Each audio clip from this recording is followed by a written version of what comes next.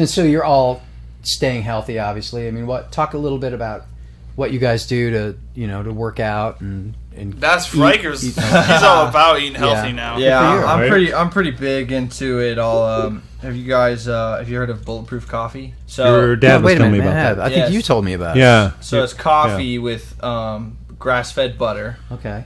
And coconut oil, basically. But the brand that they make is actually 16 times stronger than coconut oil. It's basically just this coffee you're going to have in the morning. You just blend it up, and it's like a nice frothy latte.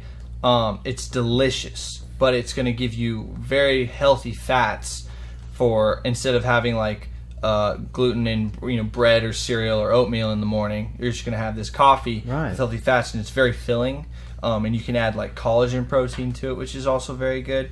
And basically, that's like their main thing. Mm-hmm. But then Bulletproof has sort of taken on this extra lifestyle, which is all about just eating, very clean and avoiding sugars and processed foods and stuff like that as much as possible, and eating, grass-fed steaks and having grass-fed butter and pasture-raised eggs or wild-caught fish and lots of vegetables. So that's what I've sort of I sort of dove into this company and I just started loving the coffee, and I got more and more involved, and I've sort of educated these guys along the way. But cool. we all try to eat as healthy as possible. The main thing for until us mom's is, cooking. Mom's got that southern style cooking. She will make you. Oh man! But I'll tell you what, it's the best meal you've ever had. Yeah, exactly. By the time you guys get back, you're ready my to god! eat. So it tastes good, but we try to just eat. Eliminate sugars and processed food really as much as possible. But we definitely enjoy a party night once in a while. For sure. Yeah. Well, you can tell. I mean, from what I've seen of you guys, and I'll be honest, I was completely unfamiliar until Craig introduced me to you guys. Your energy is great. You guys all look like you love doing what you're doing. Mm-hmm. You look like you love being with each other. I'm really, really impressed. And thank you very much. Yeah. Proud of you guys in some weird way, because you didn't have to freaking scrap like I did in these nasty old clubs with freaking monitors blaring. Very fortunate to have our in-ear monitors, that's for sure. Yeah, I mean, it's a whole new era. In fact, I was telling my wife, I want to play a little game with these guys. It's 1975. You found out about this really cool band, whether magazine or somebody just told you. What do you have to do to find out anything else about them? Listen to them. You have to go to their show. In 1975? 1975. You have to go to a record store. Go to a record store. See if they got their tapes or whatever. Out, and then you got to try to look in the local newspaper and see if they're playing a show nearby. Yeah, you can't just freaking pick up your phone. You can't just YouTube it or Spotify. Yeah. That's a crazy thought. It is. That's how I used to find out about bands. I used to go through the record bins.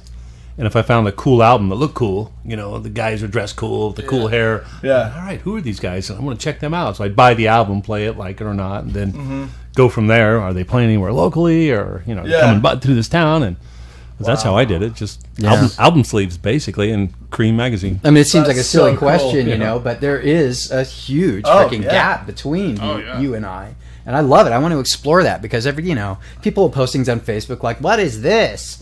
And, nobody's supposed to know what it is except for me. But, it's interesting for me to, chat with you guys and sort of... That's cool, man.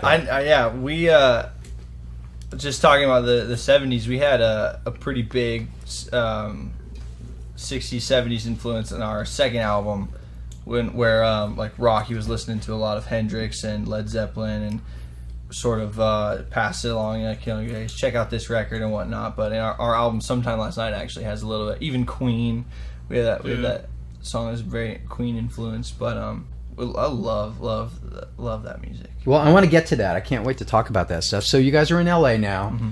You booked the gig.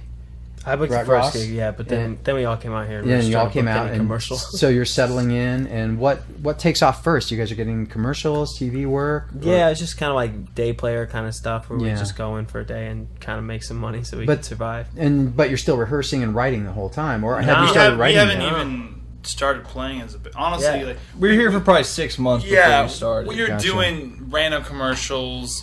He was doing kind of dance job fashion show things, and then 6 months to a year later, that's when we kind of started picking up instruments and started just kind of playing and just kind of diddling around. And then that's when we met Ellington. Yes. Oh, the drummer. Yeah. Who's not related. Right. Yeah, we met Ellington at this dance studio, actually. Who's a goalie, by the way? Poor guy with you guys around. Holy crap. I know this thing because I played with him once.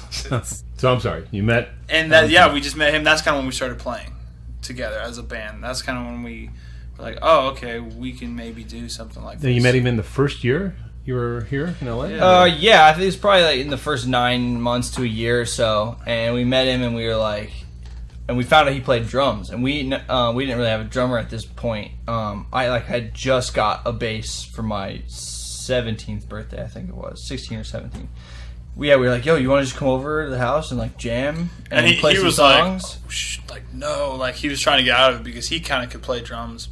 Yeah, he was like really good already. Yeah, he was kind of good. Like he had taken some lessons and played in like the school band and stuff like that. So he was like, I'm busy, and we could finally force him. No. Apparently, it was his mom that said, "Go play with those." Go, yeah. She was like, "You never know what'll come out of there," or something like that. Just be nice with the new boys. It's literally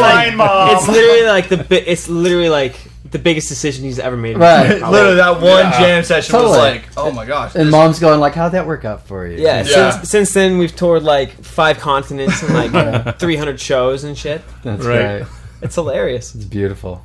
Yeah. So I think we jammed on like a Fall Out Boy tune and Iron Man. We did some Black Sabbath. And I wasn't even there. No. Some Green Day. I wasn't invited until like 4 jam sessions in. But the drummer's solid. That's what you need. I mean, you guys have what you need because you got that timekeeper. Yeah, a lot of people come to our shows and they're like, "Yo, you guys got a solid drummer," and that's like that's a good thing. Like they're always. Please, they say you're a solid guitarist.